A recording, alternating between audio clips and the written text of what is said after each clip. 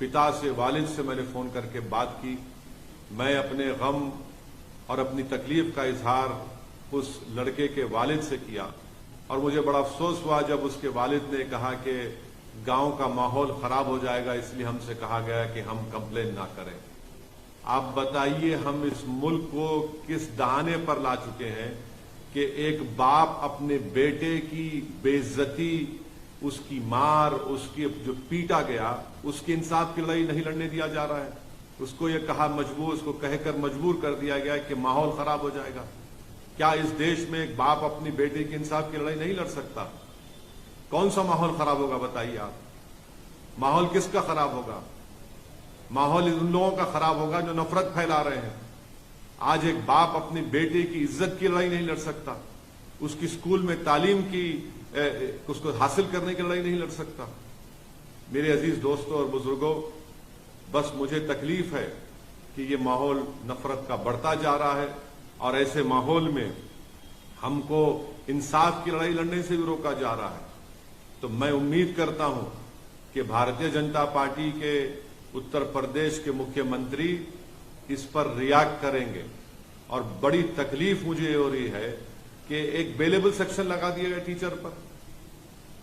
Juvenile justice act है, वो साफ कहता है कि सेक्शन 75 जुवेनाइल जस्टिस एक्ट वो लगाना चाहिए उनके ऊपर, 5 साल की सजा का प्रोविजन उसमें है, मगर टीचर पर नहीं लगाया गया।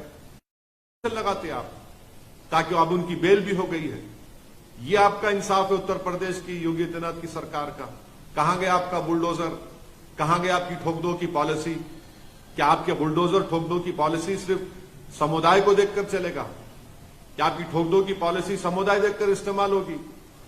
जिंदगी भर का एक साइकोलॉजिकल इंपैक्ट उस मासूम बच्चे पर पड़ चुका है।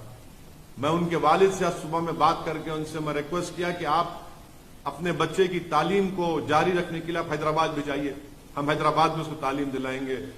तो उस वालिद ने मुझसे कहा कि ओवैसी साहब आपका शुक्रिया, मगर मेरे बेटे की उम्र 7 साल की है। आप अंदाजा लगाइए, जो कोई भी मेरी इस बात को सुन रहा है, सोचिए आपके पेट में भी औलाद है। अल्लाह ने आपको भी औलाद दी है, चाहे हम हिंदू हो, मुसलमान हो, ईसाई हो, दलित हो, कुछ भी हो।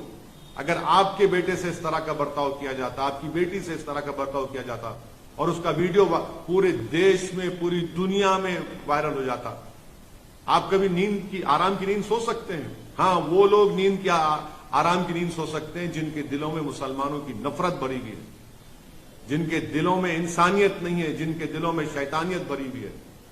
मुझे बड़ा अफसोस हुआ, तकलीफ हो रही है कि उत्तर प्रदेश की सरकार ने उस प्रिंसिपल को बचाने के लिए, क्योंकि वो मुसलमान नहीं है, उन पर आपने बेलेबल सेक्शन लगा दिए।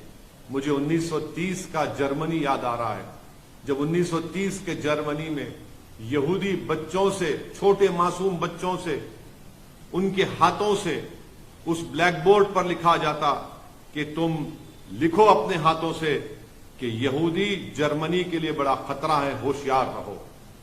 आज वही हाल भारत के मुसलमानों से किया जा रहा है। अब सिर्फ क्या क्रिस्टल नाक मूवमेंट होना बाकी है? वही हाल पे हम उसी